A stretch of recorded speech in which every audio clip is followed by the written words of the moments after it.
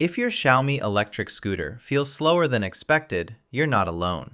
In this video, we'll explain how Xiaomi scooter speed hacks work, what tools people use, and the important risks you should know before making any changes. Why do Xiaomi scooters have speed limits? Xiaomi places speed limits on its scooters primarily to comply with local regulations and safety requirements. In many regions, electric scooters are legally restricted to specific maximum speeds.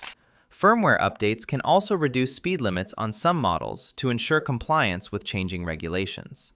These limits help improve rider safety, protect the battery and motor from excessive strain, and reduce the risk of overheating during long rides.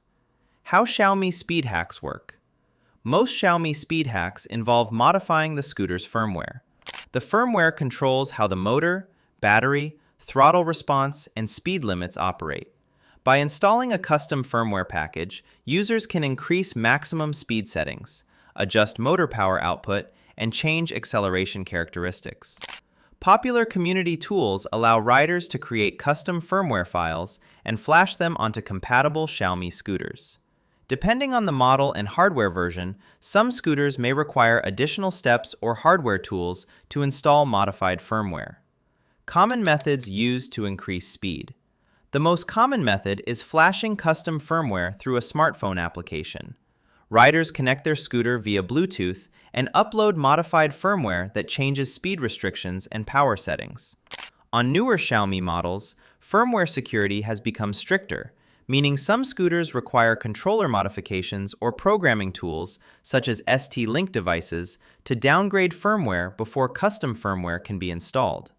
Newer Xiaomi Scooter 4 and 5 series models often require different procedures compared to older M365-based scooters.